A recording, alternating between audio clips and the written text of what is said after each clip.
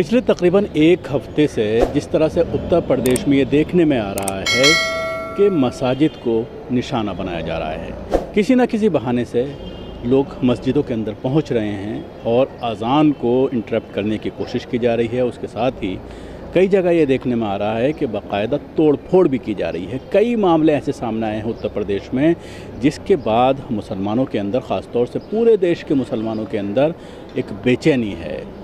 कल से लगातार मेरे पास बहुत सारे फ़ोन कॉल्स आ रहे हैं और लोग बात कर रहे हैं और ये सवाल कर रहे हैं कि आखिर इसमें जो उलमा इकराम हैं, जो मौलवी हैं, वो इस पूरे मामले में कुछ बोल क्यों नहीं रहे हैं। तो सवाल यही खड़ा होता है, अभी जिस तरह से एक मामला प्रतापगढ़ में, उत्तर प्रदेश के प्रतापगढ़ में रात इशा के बाद देखने में आया, जिसमें कुछ लोग मस्जिद के अंदर घुस गए और वहाँ पर जिस तरह से जहाँ पर माइक रखा हुआ था, पूरा सिस्टम रखा हुआ था, साउंड सिस्टम, वहाँ पर तोड़फोड़ की गई और इसके बाद इलाके में काफ़ी कशीदगी है, लोग परेशान हैं। 2 युवक हैं जिनके बारे में ये बताया जा रहा है कि वो मस्जिद के अंदर घुसे और ये कहा कि अब दोबारा इस मस्जिद में माइक पर अज़ान नहीं होनी चाहिए। 2017 से ये मस्जिद यहाँ पर बनाई गई थी और उसके बाद से लगातार यहाँ पर 5 वक्ता नमाज जो है वो अदा की जाती है। जो पंकज और शेरू जो व्यक्ति हैं, उनके बारे में लोगों ने बताया है, पुलिस में कंप्लेंट की गई है, लेकिन अभी तक कोई एक्शन पुलिस के ज़रिए नहीं लिया गया है। इसके अलावा अभी 2 दिन पहले ही ये देखने में आया था कि जिस तरह से बाराबंकी में एक बहुत ही कदीम मस्जिद, जिसका बिल 1959 से लगातार बिजली का बिल भरा जा रहा है, मस्जिद के नाम कनेक्शन है और वक्फ बोर्ड में भी उसको रजिस्टर कराया गया है। 2019 में बाकायदा पूरी कमेटी रजिस्टर्ड कराई गई है, लेकिन उस मस्जिद को उत्तर प्रदेश की पुलिस ने, बाराबंकी की लोकल पुलिस ने उस मस्जिद का जो एंट्रेंस है, जो रास्ता है, उसको पूरी तरह से ब्लॉक कर दिया। ये कचहरी में मस्जिद बताई जाती है और किसी को भी 3 दिन से वहाँ पर जाने नहीं दिया जा रहा है, जिसके बाद से लोग परेशान हैं। और जिस तरह से 1959, जैसे मैंने पहले जिक्र किया कि 1959 से इस मस्जिद का बाकायदा बिल जो है जमा किया जा रहा है, लेकिन अचानक बंद किया जाना, और जिसके लिए ये कहा जा रहा है कि इलाहाबाद हाई कोर्ट का डिसीज़न है कि इल्लीगल मस्जिद जितनी या मंदिर हैं उनको हटाया जाए और शुरुआत यहाँ से की गई है। अब ये देखने वाली बात होगी कि 1959 से जो मस्जिद यहाँ पर मौजूद है वो किस तरह से इल्लीगल हो सकती है और जिसका रजिस्ट्रेशन वक्फ बोर्ड के अंदर मौजूद है। उसके साथ ही जो लोग वहाँ पर हंगामा कर रहे थे, उनकी गाड़ियों को तोड़ा गया, घरों पर तोड़फोड़ की गई है पुलिस के ज़रिए और लोगों को डिटेन किया गया है। शांति भंग करने के मामले में लोग उठाया गया। और सिर्फ ये मस्जिद के साथ ही नहीं है, बल्कि और जितने अल्पसंख्यक हैं उनको भी परेशान किया जा रहा है। एक वीडियो कल बेंगलोर का है, जिस तरह से रविवार को चर्च के अंदर इबादत होती है, लोग प्रे करते हैं और संडे के ही दिन ज़्यादा तादाद में लोग इकट्ठा होते हैं। तो हिंदूवादी संगठन के कुछ लोग चर्च में पहुँचे और माइक बंद करने की धमकी दी गई और ये कहा गया कि अब दोबारा यहाँ पर प्रे माइक के अंदर नहीं होनी चाहिए, जिसको लेकर जो वहाँ पर ईसाई धर्म के लोग थे, जो पूजा पाठ कर रहे थे, वहाँ पर प्रे कर रहे थे, उन्होंने इस पूरे मामले का वीडियो बनाया। पहले इस वीडियो को देखिए।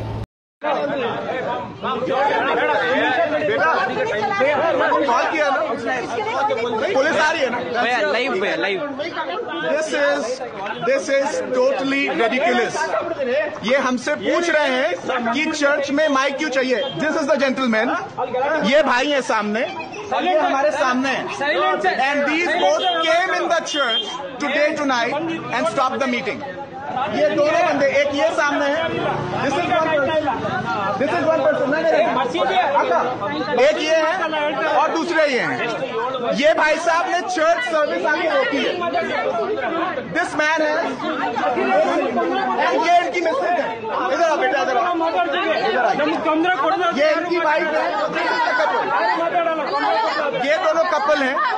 ये दोनों कपल आके चर्च को स्टॉप किया है। These both have come and stopped the church और ये कंटिन्यूसली चर्च को परसिक्यूट कर रहे हैं। ये हमसे पूछ रहे हैं कि चर्च में माइक की क्यों जरूरत है। ये चर्च पे माइक की क्यों जरूरत है। आप ये देखिए, इनमें आके गालियां बकी हैं चर्च के अंदर। लुक एट दिस, कितना झंझट करवा रखा है इन लोगों ने। And this is not the first time, I am tagging Hebbal police मैं हेब्बाल पुलिस को इन्फॉर्म कर रहा हूं कि ये व्यक्ति है यहाँ पर और ये आके झंझट कर रहे हैं। These are the people. We need it right now. Commissioner of Police of the state. I am quoting Commissioner of the state of the police. ये चर्च में आके अगर ऐसा कर रहे हैं, हमारे उपवास और प्रार्थना के दिन चल रहे हैं। These are the days of fasting and prayer. Church में प्रेयर हो रही थी and this man came in. Come on. This man came in. This man came in. ये भाई हैं हमारे, ये भाई आए हैं और इन्होंने आके पूरे चर्च को, ये पूरे चर्च को स्टॉप किया और ये बोल रहे हैं तुम्हारे पास क्या लाइसेंस है चर्च का? हमारे पास क्या लाइसेंस है? हमने इनसे पूछा अगर हमारे पास माइक का आपको ये चाहिए, आप क्यों बोल रहे हैं ये वाली बात? इससे आपको माइक क्यों चाहिए? मैंने इनसे सिंपल सी बात पूछी, मंदिर में घंटा क्यों चाहिए? तो इनके पास जवाब नहीं है। तो जाहिर सी बात है, जिससे आप अंदाज़ा लगा सकते हैं कि कोई भी हिंदू धर्म के अलावा जितने भी धर्म हैं उन सब धर्मों को एक एक करके निशाना बनाया जा रहा है और सोशल मीडिया पर यही कहा जा रहा है कि सबको इन तरह के मामलों पर एकजुटता दिखानी होगी, सबको एक प्लेटफॉर्म पर आना होगा। पहले मुसलमानों का नंबर है, उसके बाद दूसरों का, उसके बाद दलितों का नंबर आएगा, क्योंकि दलित अपने आप को या ये लोग भी जो अपर कास्ट के लोग हैं वो दलितों को हिंदू नहीं मानते, हिंदू धर्म से अलग मानते हैं। और जिस तरह से दलितों के साथ अत्याचार देखने में आता है, ख़ासतौर से जहाँ पर बीजेपी की सरकारें हैं, बीजेपी शासित राज्य हैं, वहाँ पर जिस तरह का व्यवहार दलितों के साथ, पिछड़ों के साथ देखने में आ रहा है, तो उनकी हालात भी मुसलमानों से कमोबेश बराबर ही हैं, कोई उनके हालात भी कोई ठीक नहीं हैं। इसलिए सबको एक प्लेटफॉर्म पर आना होगा और इसके ख़िलाफ़ आवाज़ उठानी होगी। इसके अलावा जिस तरह से आपने ये देखा डासना में जो आसिफ का मामला है, उसको लेकर जिस तरह से पूरी पॉलिटिक्स की जा रही है, जिस तरह से जिस मंदिर में ये कहा गया था कि मुसलमानों का आना वर्जित है, वो बच्चा वहाँ जा कर के पानी पिया, उसको मालूम नहीं था, वो ख़ुद कह रहा है कि मैं पढ़ा लिखा नहीं हूँ, मैं जाहिल हूँ, अगर मुझे मालूम होता कि यहाँ पर यह लिखा हुआ है तो मैं हरगिज़ मंदिर के अंदर नहीं जाता। और उसके बाद जिस तरह से वहाँ पर लगातार हिंदू संगठनों का जाना, लगातार हिंदूवादी संगठनों का वहाँ पर जाकर के प्रोग्राम करना, जो लोग मिलने जा रहे हैं आसिफ से उनको धमकाना, जिस तरह से अलका लामा को धमकाया गया, उस युवक के खिलाफ यूपी पुलिस ने FIR तो दर्ज की, लेकिन अभी तक उसको गिरफ्तार नहीं किया जा सका है और ये कह रहे हैं कि वो फ़रार है, अभी तक वो पुलिस के हत्थे नहीं चढ़ा है। और जिस तरह से उसको लेकर तरह तरह के वीडियो वायरल किए जा रहे हैं, हज़ारों की संख्या में लोग वहाँ पर पहुँच रहे हैं और पूरी तरह से उस पर सियासत की जा रही है और हिंदूवादी संगठन इस पूरे मामले को कैश करना चाहते हैं और जिसके चलते लगातार वहाँ पर हालात ख़राब हैं और मुसलमानों के अंदर एक बेचैनी का माहौल बना हुआ है। अज़ान की अगर हम बात करते हैं, पिछले एक हफ्ते में ये देखने में आ रहा है कि अज़ान को लेकर लगातार उत्तर प्रदेश में ख़ास तौर से इस तरह के ट्वीट, इस तरह के वीडियो, इस तरह सोशल मीडिया पर उसको वायरल करके पुलिस से मदद मांगी जा रही है। कभी कोई स्टूडेंट ये कहता है कि मैं हिंदू विश्वविद्यालय का छात्र हूँ और अज़ान की आवाज़ से मेरे पढ़ने में डिस्टर्ब होता है, एग्ज़ाम होने वाले हैं, मैं परेशान हूँ, और उसके बाद पुलिस उस पर एक्शन लेती है। कभी इलाहाबाद यूनिवर्सिटी की वाइस चांसलर सामने आती हैं, बाकायदा DM को एक लेटर लिखती हैं और उसके बाद DM से गुहार लगाई जाती है, प्रशासन मस्जिद के माइक का रुख चेंज करवाता है।